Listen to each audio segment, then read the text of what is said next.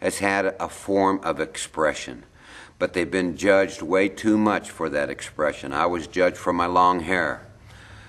I got the looks, I got the talks. I know what it feels like to have the judgmental eye stare at you. I came from a dysfunctional family. I had a life. I know what it is to feel hopeless. But I want to talk to you about the hope that is there. I want to talk to you about the only solution that I see that can fix this problem. If you're one of the 23 million that is addicted to drugs, if you know anyone that is addicted to drugs, I want you to take this to heart. We have a massive amount of suicide in this country. In fact, in 2007, the suicide rate increase of the children between 10 and 24 years old was the largest increase of suicide in 15 years. So the hopelessness that creates the addiction to drugs, the reaching out for drugs, is also increasing the young people in our country taking their lives at very young ages. And most of these suicides, the method used was through the use of a gun. And we have a push to get rid of guns. Guns don't kill people. Our people don't kill people. Guns that are used to kill the people. It's not the gun's fault. But I do understand and I know that whenever someone uses a gun to commit suicide, it's because of deep-seated anger and frustration. This is mind-boggling to me, and this is unacceptable to me anymore. And I am an advocate to get the message out that there is hope, and there is only one answer.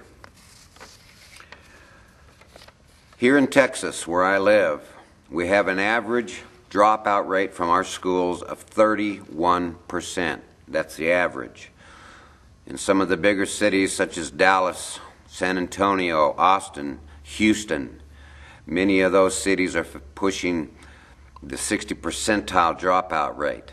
Let me ask you, when a student drops out of school, what kind of future and what kind of self-esteem and what kind of hopelessness causes them to grieve and wounds them deep inside that they carry with them, and where are they going to find relief?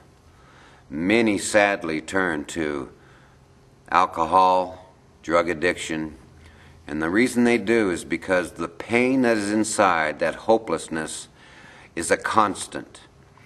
And drug addiction, I know for me, I first started out at the age of 15 with alcohol. Rapidly escalated to where I consumed massive quantities of marijuana, LSD, almost on a daily basis. This was my lifestyle for years. Then I moved to the amphetamines, which is a pharmaceutical drug known by us back then as speed. Then I went to barbiturates, which Seconal, phenobarbital, those things that are known as what we called downers in those days. I became anorexic from hours and weeks of lack of sleep, and I was introduced one day to the fact that you could inject drugs into your veins. I first started out with methamphetamine. Back then we called it crystal.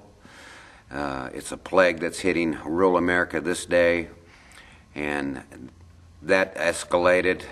Finally I turned to heroin, which was the final drug I was on before I made and discovered my answer to the solution.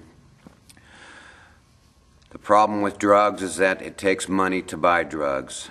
And if you're an addict, you can't hold down a job, so you find other means to secure the resources to get your drugs. I had a $100 a day heroin habit.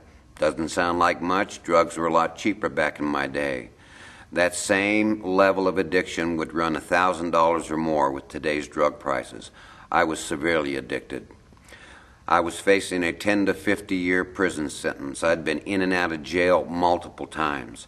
I know what it's like to be gripped by that unbelievable, demonic life-threatening, life-killing, life-destroying power of addiction.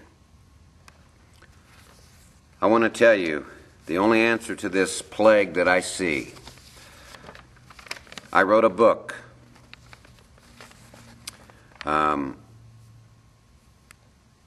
And in my book I tell my story, and I was a very depressed young person. Depression is part of the drug addiction. There's a phenomenon that's hit our country called cutting, where young people cut on themselves and cut on themselves. And the reason they do this and scar their bodies is because they have discovered that the pain that they feel when they cut themselves is so sharp and so strong, it momentarily covers up that emotional pain that they hold inside of them that is a constant. I've seen children with scars all over their legs, their arms, their faces. Some feel that the phenomenon of tattooing bodies is somewhat related to that because of the pain it takes that they have to endure while they're getting the tattoo, and it just covers up. Our children need our help. And if you're out there, if you're a believer, if you're listening to this and you're caught up in that realm, I want to tell you there's an answer, because one of the saddest stats I read was the fact that this breaks my heart. The saddest statistic that I read, well, they were all sad, but one of the saddest ones was that the CDC, the Center for Disease Control, estimates that almost 53% of children aged 5 to 25, now that's 5 years old to 25 years old, in this country are being treated and are medically treated by doctors for severe depression. This has to stop. There is an answer. There is a solution, and we need to get the word out. I wrote a book about my life. It took a long time for me to believe that I should even write this book. It's called The Chocolate Soldier No More. It's a story about my life that I know many of you will be able to relate to. I wish I could give this book to you, but unfortunately, my publisher has me sell it. It has the answer in there that I discovered as I was facing guilty and facing multiple 10 to 50-year sentences for forgery. That's when I found the answer that eliminated every issue, every wound, and every deep-seated lack of hope that I held within inside me. And that's when I discovered that I had a Lord and Savior. His name was Jesus. That's when I discovered that He wrote in His book about you young people.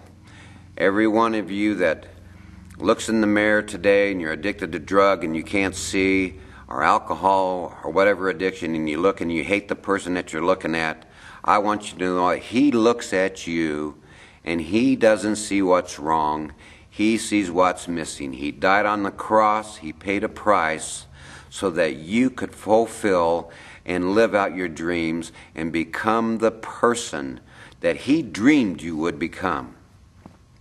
Jeremiah 29:11, one of my favorite verses, says this: I know the plans I have for you, declares the Lord, not to harm you, but to give you a future and a hope.